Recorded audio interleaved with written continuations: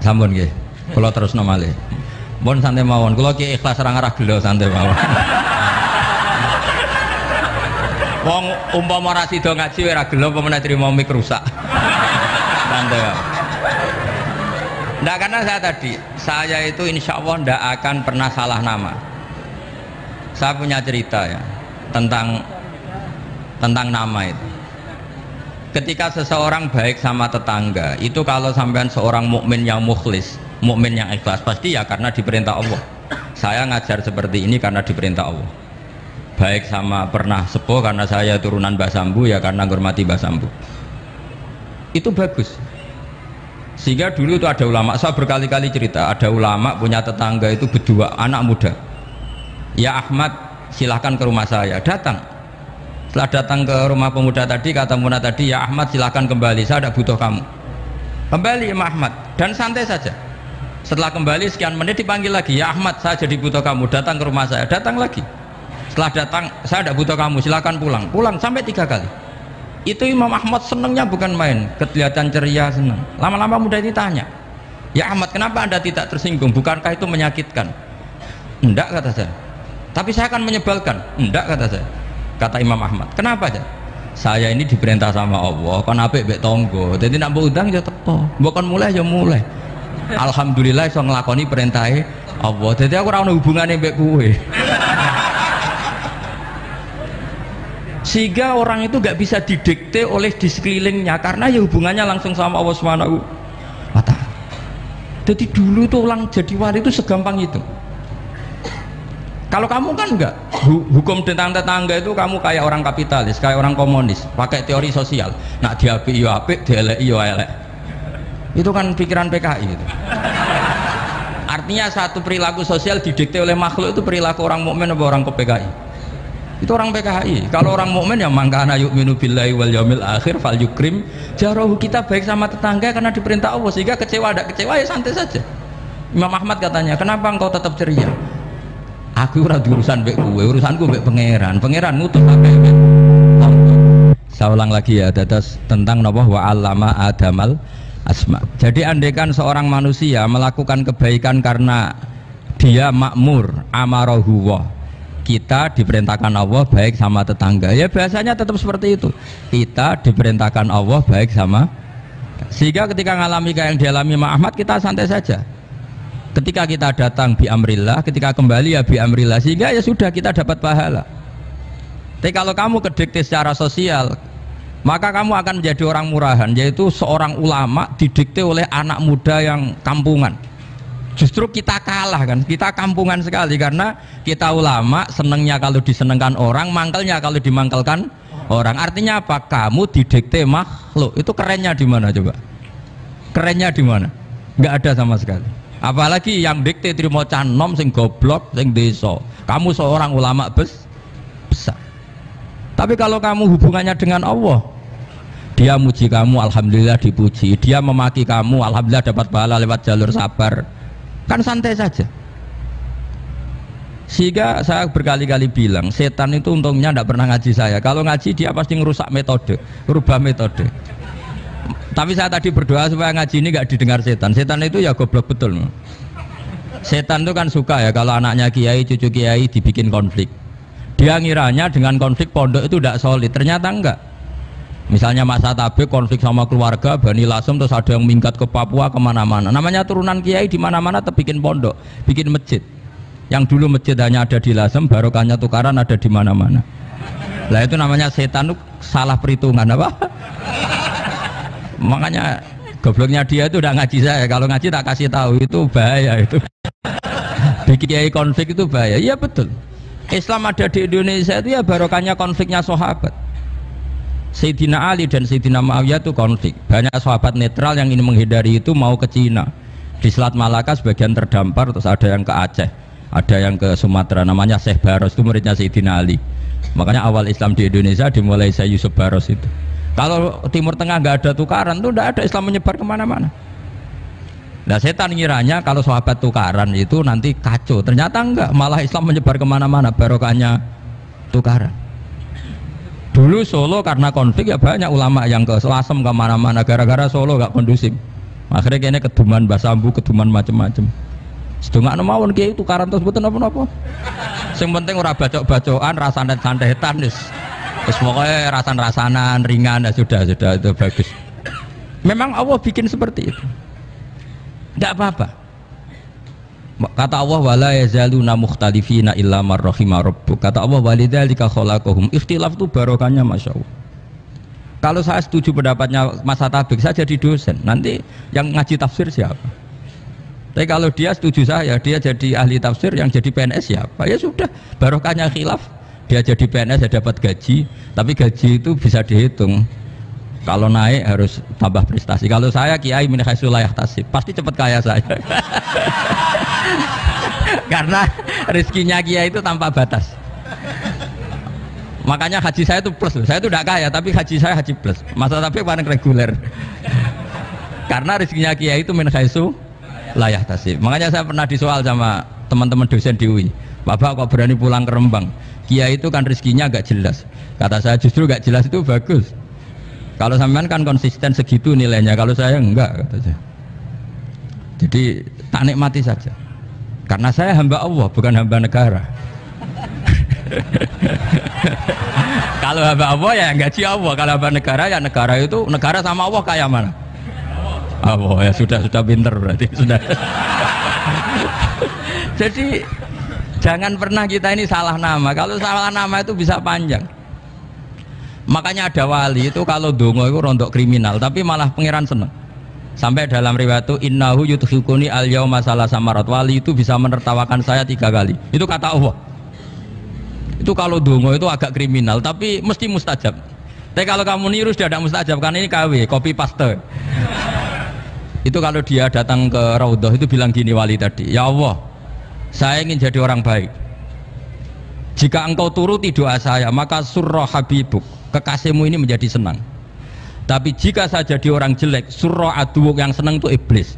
Sekarang milih mana jenengan, menyenangkan kekasih kamu atau menyenangkan musuh kamu? Itu cuma riwayat. Terus kata Allah bilang ke Nabi Muhammad, karena wali kan ada alam roh, terus kandani wis mustajab, coba lain itu gue. Segampang itu wali punya hubungan. Saya ulang lagi ya, tapi jangan ditiru. Karena kamu tidak wali, nanti setelah wali niru gak apa-apa. Ya Allah, saya ini ingin jadi orang baik. Kalau saya jadi orang baik, maka surra habibuk, kekasihmu menjadi senang. Kalau saya jadi orang buruk, surra aduwuk, musuh kamu menjadi senang. Tinggal engkau lah sekarang sebagai Tuhan, senang menyenangkan kekasih kamu, menyenangkan musuh kamu. Ya tentu Allah pilihannya kan senang menyenangkan kekasihnya. Terus kata Allah sudah sampai situ aja doanya, jangan panjang-panjang, macam-macam malah repot. Semudah itu mereka hubungan dengan Allah Subhanahu wa taala karena mereka tidak pernah salah nama. Kalau kita kan tidak.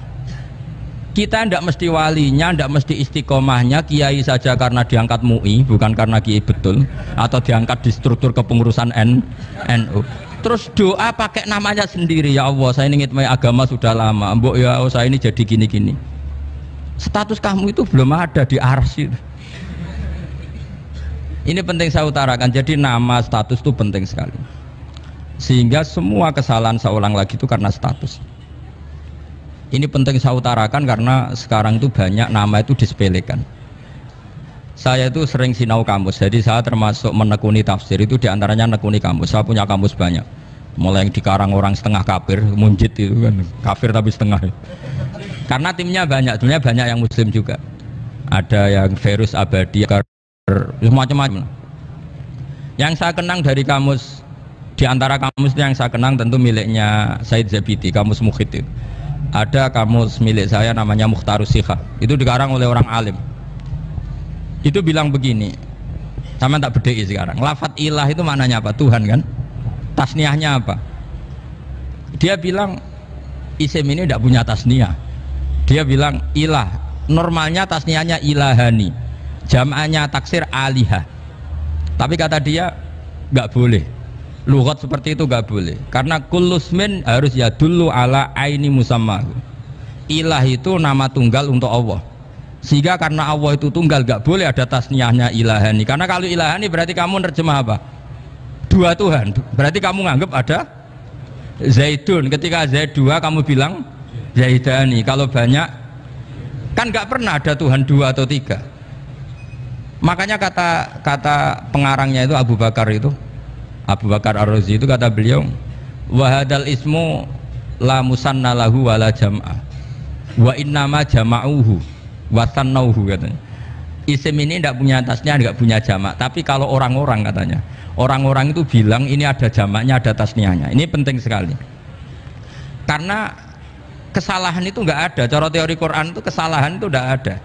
Yang ada adalah orang salah. Beda loh ya. Tak wari dadi wong pinter. Makanya ini sampai subuh. Tak wari dadi wong pinter. Saya ulang lagi ya. Kesalahan itu tidak ada. Yang ada itu orang salah. Pernah ada nggak 1 tambah 1 15? Nggak ada kan? Tapi kalau orang salah bilang 15, ada. Pernah nggak putih ini hakikatnya hitam? Nggak pernah kan? Tapi kalau orang salah, misalnya Rabun bilang ini hitam, ada. Sehingga ini penting, ini dalam teori ilmu mantek.